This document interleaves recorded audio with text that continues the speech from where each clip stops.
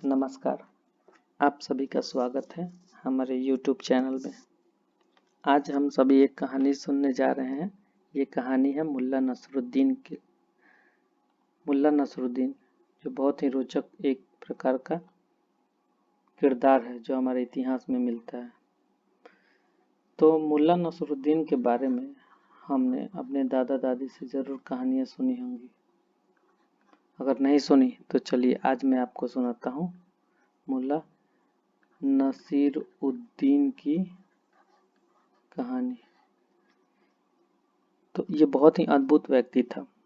एक शाम किसी ने उसे थोड़ा सा मांस भेंट में दे दिया था, होगा कोई 3 पाउंड के करीब।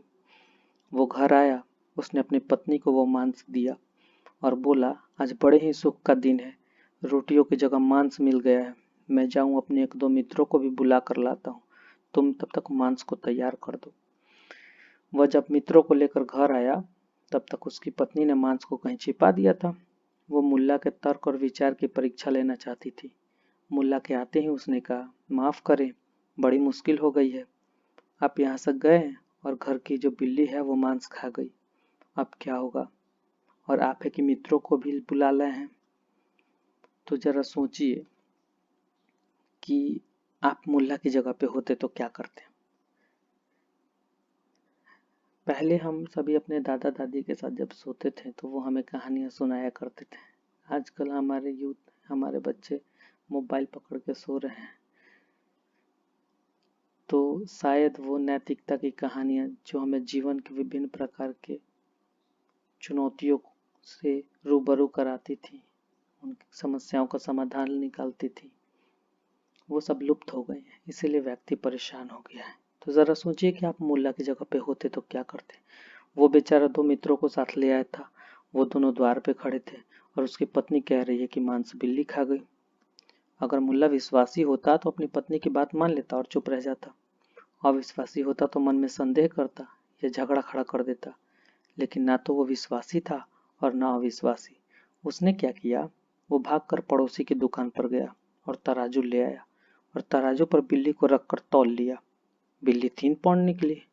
उसने अपनी पत्नी से कहा कि यदि यह मांस है तो फिर बिल्ली कहाँ है, और यदि यह बिल्ली है तो मांस कहाँ है। मतलब if this is the meat where is the cat, and if this is the cat then where is the meat. ये है विचार। ये आदमी विचार का उपयोग कर रहा है। ये चीजों को तौल रहा है, परख रहा है, माप रहा है, कसौटी पे कस रहा है। उसने कहा, अगर यह बिल्ली है तो फिर मांस कहाँ है। 3 पाउंड तो मांस ही था, और यदि तुम कहती हो कि यह मांस ही है तो मैं पूछ रहा हूँ कि बिल्ली कहाँ है।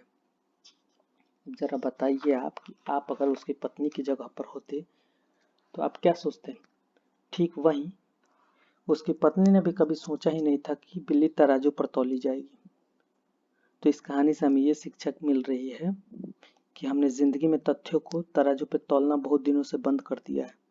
हम आंख बंद करके या तो स्वीकार किए चले जा रहे हैं या अस्वीकार किए चले जा रहे हैं, लेकिन सदा आंख बंद करके, आंख खोलकर जीवन के तथ्यों को और सच्चाइयों को हम तौलते ही नहीं हैं। और तब यदि धीरे धीरे हमारा रास्ता भटक जाता है और अंधकारपूर्ण हो जाता है तो आश्चर्य क्या है। बंद आंखों के लिए प्रकाश कैसे हो सकता है। नहीं, बंद आंखें नहीं, खुली आंखें चाहिए। विश्वास नहीं, विचार चाहिए। हर चीज की कसौटी चाहिए। जिंदगी खिलवाड़ नहीं है, जिंदगी एक परीक्षा है, जिंदगी एक कसौटी है, और जिंदगी हर पल एक चुनौती है। तो वो इस बात की चुनौती है कि हम अपने भीतर सोई शक्तियों को जगाते हैं या सोने देते हैं। और जो इन चुनौतियों को स्वीकार करके जाग जाते हैं वे अमृत जीवन को उपलब्ध हो जाते हैं, और जो सोए ही रहते हैं वे सब कुछ खो देते हैं। आशा है कि आपको ये कहानी अच्छी लगी हो। अच्छी लगी है तो कृपया हमें कमेंट सेक्शन में ज़रूर बताएं। धन्यवाद। आप सबका दिन शुभ हो।